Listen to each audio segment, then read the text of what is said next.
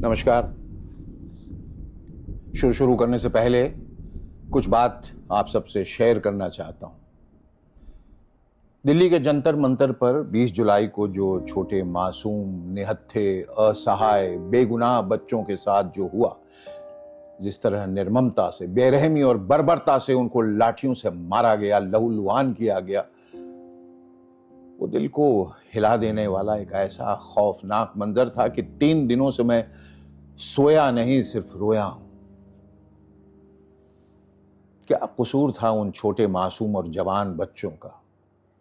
यही कि उन्होंने अन्याय और जुल्म के खिलाफ आवाज उठाई, अपने हक, अपने भविष्य और उससे ऊपर उठकर देश के भविष्य के लिए आवाज उठाई, एक स्वस्थ शिक्षा प्रणाली के लिए आवाज उठाई, और उसके बदले उनकी बातें सुनना तो दूर, उन पर लाठियां बरसाई गई, टीयर गैस छोड़े गए।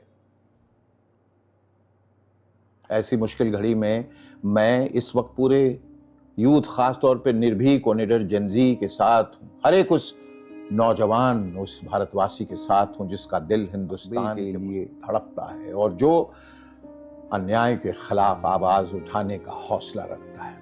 बिना कृष्ण के आज महाभारत होना है, कोई राजा बने, रंक को तो रोना है।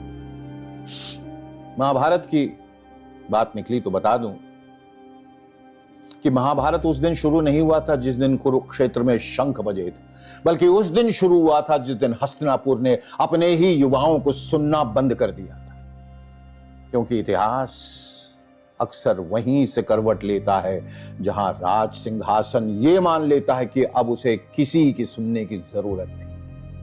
इतिहास की सबसे दिलचस्प बात यही है कि जिन लोगों को कभी गिनती में नहीं रखा गया, वही लोग सत्ता की नींव हिला देते हैं और फिर सबसे पहले उनकी बात नहीं, उनकी पहचान निशाने पर ली जाती है। किसी को विद्रोही कहा जाता है, किसी को देशद्रोही, किसी को नालायक, लेकिन इतना जान लें, ये वो लोग हैं जिन्हें जितना ज्यादा कुचलो उतना ही ये वापस लौट आता है, जितना उतना फैल जाता है। वो ताकत नहीं, जिद से जीवित रहता है। और क्रांति भी ठीक ऐसे ही होती है। वो संसदों में पैदा नहीं होती, वो उन घरों में जन्म लेती है जहां परिश्रम बड़ा होता है और अवसर छोटे। वो तलवार नहीं, अपमान से पैदा होती है, और उस दिन पैदा होती है जब एक पीढ़ी कहती है अब और नहीं, बस अब और नहीं। अपने शो को जो आज अभी थोड़ी देर में शुरू होने वाला है, उसको लेकर मैं सुबह से बहुत परेशान था कि इसे टेलीकास्ट किया जाए या नहीं। ऐसे क्योंकि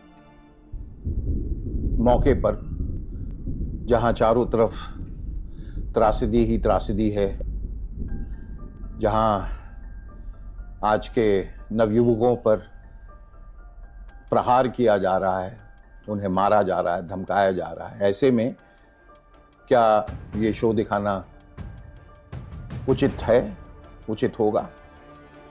और फिर मैंने सोचा कि नहीं, हमारा शो तो जनता की आवाज है। मैंने अपने पहले ही एपिसोड में कहा था कि मैं एक जरिया हूं, एक सच्ची आवाज आप तक पहुंचाने का। मेरी ताकत आप ही से है। और जैसा कि कहते हैं, the show must go on, so I decided, yes, I will do the show. And let me assure you that I am with you in this fight with all my might.